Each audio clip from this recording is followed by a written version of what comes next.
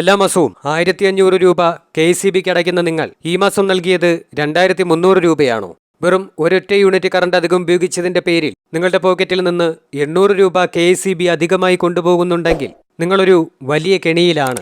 ഈ മാസം നിങ്ങളുടെ ബില്ല് ഇരട്ടിയാക്കിയ ആ രഹസ്യ കാരണം കൃത്യമായ തെളിവ് സഹിതം ഞാൻ ഈ വീഡിയോയിൽ കാണിച്ചു തരാം. വീഡിയോ മുഴുവനും കാണുക.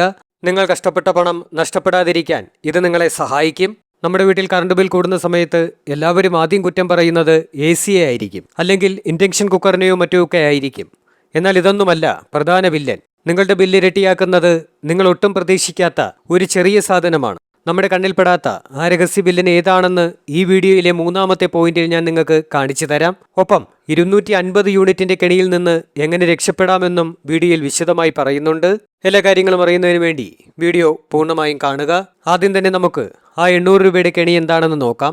ഇതിനെ KCB വിളിക്കുന്ന പേരാണ് നോൺ ടെലിസ്കോപ്പിക് ബില്ലിംഗ്. നിങ്ങൾ ഒരുപക്ഷെ കരുതുന്നുണ്ടാകും, നമ്മൾ എത്ര യൂണിറ്റ് ഉപയോഗിക്കുന്നോ അതിനുള്ള കാശ് കൊടുത്താൽ പോരേ എന്ന്. എന്നാൽ അങ്ങനെയല്ല കാര്യങ്ങൾ. വെറും ഒരു യൂണിറ്റ് കറണ്ട് നിങ്ങൾ അധികം ഉപയോഗിച്ചാൽ നിങ്ങളുടെ ബില്ല് 500 രൂപ മുതൽ 1000 രൂപ വരെ ഒറ്റയടിക്ക് കൂടും. നിങ്ങൾ 250 യൂണിറ്റിന് താഴെയാണ് കറണ്ട് ഉപയോഗിക്കുന്നതെങ്കിൽ നിങ്ങൾക്ക് കുറഞ്ഞ നിരക്കിൽ ഘട്ടം ഘട്ടമായി പണം നൽകിയാൽ മതിയാകും. എന്നാൽ 250 എന്ന സംഖ്യ കഴിഞ്ഞാൽ പിന്നെ സകല ആനുകൂല്യങ്ങളും നഷ്ടപ്പെടും. നമുക്ക് കണക്കുകൾ വെച്ച് തന്നെ നോക്കാം. നിങ്ങൾ 250 യൂണിറ്റ് ഉപയോഗിച്ച് എന്ന് കരുതുക. നിങ്ങളുടെ ബില്ല് ഏകദേശം 1550 രൂപയായിരിക്കും.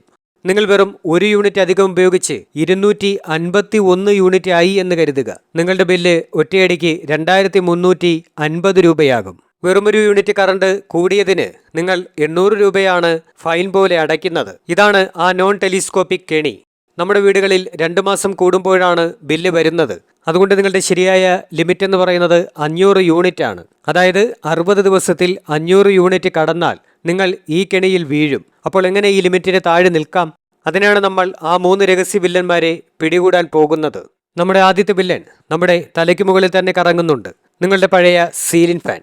ഒരു സാധാരണ ഫാൻ എത്ര രൂപയുടെ കറണ്ട് എടുക്കുമെന്ന് നിങ്ങൾ എപ്പോഴെങ്കിലും ചിന്തിച്ചിട്ടുണ്ടോ? ഞാൻ കണക്ക് സഹിതം കാണിച്ചു തരാം. ഒരു പഴയ ഫാൻ ഏകദേശം 80 വാൾട്ട് മുതൽ 100 വാൾട്ട് വരെ കറണ്ട് എടുക്കും. ഇതൊരു ദിവസം 15 മണിക്കൂർ ഓടിയാൽ നിങ്ങളുടെ പോക്കറ്റിൽ നിന്ന് പോകുന്നത് 10 രൂപയാണ്.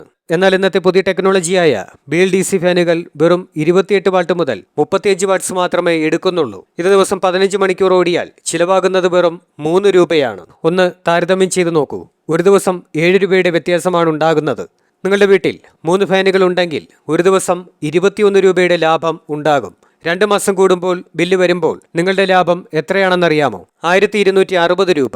ഒപ്പം ഏകദേശം 100 യൂണിറ്റിന് മുകളിൽ കറണ്ടും ലാഭിക്കാം. ഈ ഒരൊറ്റ മാറ്റം മതി നിങ്ങളെ നമ്മൾ നേരത്തെ പറഞ്ഞ ആ 250 യൂണിറ്റിന്റെ ഡേഞ്ചർ സോണിൽ നിന്ന് വലിച്ച് പുറത്തിടാൻ. പുതിയ BLDC ഫാനുകൾക്ക് കുറച്ച് വില കൂടുതലാണെങ്കിലും 6 മാസം കൊണ്ട് കറണ്ട് ബില്ലിലൂടെ ആ പണം നിങ്ങൾക്ക് തിരികെ കിട്ടും. മികച്ച ചില BLDC ഫാനുകളുടെ ലിങ്ക് താഴെ ഡിസ്ക്രിപ്ഷൻ ബോക്സിൽ നൽകിയിട്ടുണ്ട്. ഇപ്പോഴേ വാങ്ങുകയാണെന്നുണ്ടെങ്കിൽ വരും വർഷങ്ങളിൽ വലിയൊരു തുക നിങ്ങൾക്ക് ലാഭിക്കാൻ കഴിയും. BLDC ഫാനുകളെ പറ്റി നമ്മുടെ ചാനലിൽ ഒരു വീഡിയോയും ചെയ്തിട്ടുണ്ട്. അതിന്റെ ലിങ്കും ഡിസ്ക്രിപ്ഷൻ ബോക്സിൽ നൽകിയിരിക്കാം. ഇനി രണ്ടാമത്തെ വില്ലനെ കണ്ടുപിടിക്കാൻ കുറച്ച് പാടാണ്. കാരണം അത് ഫാൻറ്റം ലോഡ്സ് അഥവാ സ്റ്റാൻഡ് ബൈ പവർ ആണ്. നമ്മൾ TV ഓഫ് ചെയ്യും, പക്ഷേ പ്ലഗ് പലപ്പോഴും ഊരില്ല.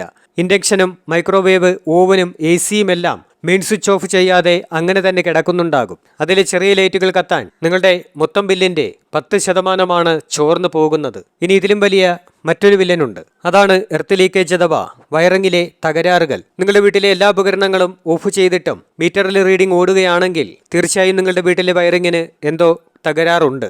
എവിടെയോ കറണ്ട് ചോർന്നു പോകുന്നുണ്ട്. ഇത് കണ്ടുപിടിക്കാൻ വളരെ ഈസിയാണ്. ഒരു ദിവസം വീട്ടിലെ ലൈറ്റുകളും ഫാനുകളും ഫ്രിഡ്ജും ഉൾപ്പെടെ സകല സാധനങ്ങളും ഓഫ് ചെയ്യുക. പ്ലഗുകളെല്ലാം ഊരിയിടുക. അതിനുശേഷം നിങ്ങളുടെ KCBയുടെ മീറ്ററിന് മുന്നിൽ പോയി ഒരു ചുവന്ന ലൈറ്റ് ബ്ലിങ്ക് ചെയ്യുന്നുണ്ടോ എന്ന് പരിശോധിക്കുക.